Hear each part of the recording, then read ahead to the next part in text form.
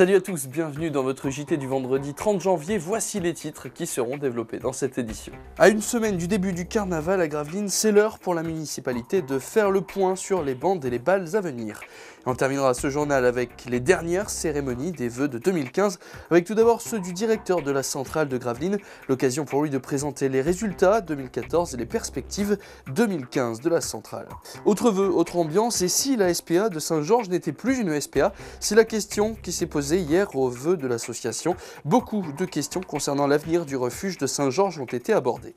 La saison carnavalesque de Dunkerque a débuté depuis presque 3 semaines, peut-être étiez-vous d'ailleurs samedi soir au bal du Chat Noir. Sur Gravelines, elle sera officiellement lancée le samedi 7 février et elle prendra fin le 12 avril. Près de 2 mois de festivités que vous présentent Emmanuel Depecker et Manon Dufour. Le carnaval de Gravelines, c'est 4 bandes et 10 bals. Une saison marquée par de nombreux anniversaires, les 10 ans du Carnado et les 10 ans des Boucaniers. Là, on a prévu exactement, on a fait un achat de environ 2500 cadeaux qui seront remis à tous les carnavaleux présents au bal. La surprise, ça sera là. Mais bon, ce sera un petit truc qu'on met sur la veste avec les 10 ans dessus. Mais bon, ça va frapper. Un anniversaire qui se fera dans une ambiance bon enfant. Et pour rester dans cette ambiance, certains kletchs seront refusés. On sait comment que le climat y était en France avant l'ouverture des balles de carnaval avec l'affaire Charlie et tout ça. Non, on va dire non, on arrête tout ça. Tout ce qui est masque, Vendetta et tous ces armes plastiques et tout ça, non, on les fait pas rentrer. Le carnaval sur Gravelines est avant tout familial. Dunkerque, ça a changé aussi. C'est beaucoup de jeunes. Que nous, c'est toujours convivial, c'est toujours les mêmes personnes qu'on voit, tout ça. Qu'à Dunkerque, comme j'étais au Chat Noir, c'est beaucoup de jeunes. La réputation des bals de carnaval sur Gravelines n'est plus à faire. Au fil des années, les associations ont su se faire une place et attirer de nombreux carnavaleux, gravelinois et dunkerquois. Ça a toujours été quand même, Gravelines, c'est pas Dunkerque, mais ça prend un peu d'ampleur, c'est très bien. Premier rendez-vous ce samedi 7 février avec le salon du carnaval à l'Arsenal, la bande du centre dès 15h et la chapelle d'ouverture de la saison à partir de 18h. Ce vendredi, le directeur de la centrale nucléaire de Gravelines a donc présenté ses vœux, l'occasion de revenir sur les résultats 2014 et sur les perspectives 2015 de la centrale. Un reportage signé Patrice Bernard. Avec 150 jours d'inspection, 4 arrêts réacteurs, des actions post-Fukushima et la remise à niveau du matériel, le bilan de l'année 2014 pour la centrale de Gravelines a été marqué par des résultats en amélioration continue en termes de sûreté et de sécurité. Quand on investit 180 millions sur le matériel lui-même, ça permet d'augmenter la sûreté des réacteurs. Aujourd'hui, en plus, on a également une communication à travers le personnel, donc pour bien leur faire comprendre qu'en fin de compte, que la sûreté, que la maîtrise de la sûreté, c'est bien notre permis d'exploiter nos 6 réacteurs. Et aujourd'hui, je crois que ça commence à bien rentrer. Au programme de 2015, la centrale va entre autres mettre en fonction le second simulateur. Elle va également continuer de rénover les bâtiments tertiaires et préparer les grands travaux de carénage.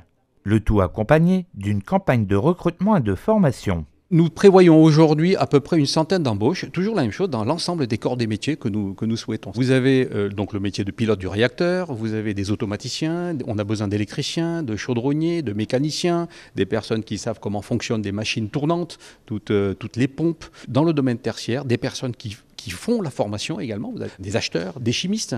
Radioprotection, de la sécurité. Il faut savoir que, si vous voulez, dans l'éducation nationale et puis les écoles forment un certain niveau, et puis nous avons des formations spécifiques. Dès qu'ils rentrent, il y a déjà 3-4 mois de formation spécifique. Après, on leur donne des habilitations. Et puis également, il y a un comportement également de fonctionnement au niveau d'une centrale nucléaire ou dans une usine. Donc on leur donne tous ces comportements-là.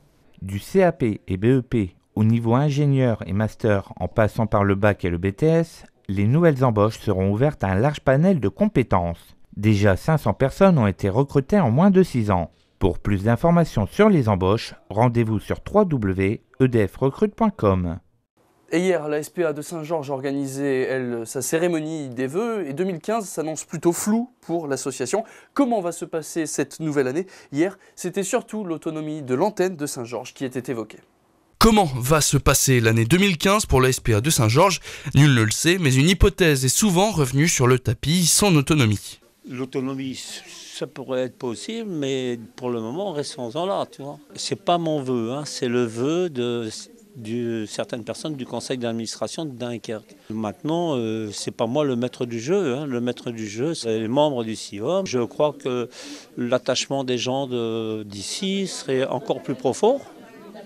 Maintenant, au niveau financier, c'est à étudier. Pour ces études, la SPA peut compter sur la municipalité et sur le CIVOM. Nous cherchons les solutions les mieux adaptées pour qu'on ait une structure qui puisse accueillir. Je pense que la meilleure des solutions serait qu'on conserve la SPA des Flandres et que la SPA des Flandres ait deux chenils, celui de Dunkerque et celui de Saint-Georges, qui soient gérés différemment et avec une comptabilité séparée. Alors je pense qu'il faut laisser 2 mois à peu près. Et si le CIVOM, qui était hier représenté entre autres par Bertrand Ringot, son président, a affirmé son attachement inconditionnel et son soutien, la balle est désormais dans le camp de Roland Dubar et de son équipe. À eux de choisir parmi les solutions qui seront présentées. Du côté CIVOM, on est occupé de regarder quel est le support administratif qui soit le plus facile à mettre en place pour arriver à un chenil qui continue son activité et que tout cela devienne pérenne. Bon, il faut nous laisser un peu le temps de réfléchir, laisser autant le temps aux techniciens d'y travailler. Il faut y travailler sereinement pour avoir quelque chose de pérenne. Cette cérémonie des vœux, c'était aussi l'occasion de tirer un bilan sur l'année passée. En 2014, 192 animaux ont été adoptés, 343 chiens ont été mis en pension. 2015 devrait connaître les mêmes résultats puisque 60 pensions ont déjà été réservées. 2015, ça se passera bien. Il n'y a pas de raison. Bonjour, je suis Manon la stagiaire. Voilà, c'est la fin de ce journal. Merci à tous de l'avoir suivi.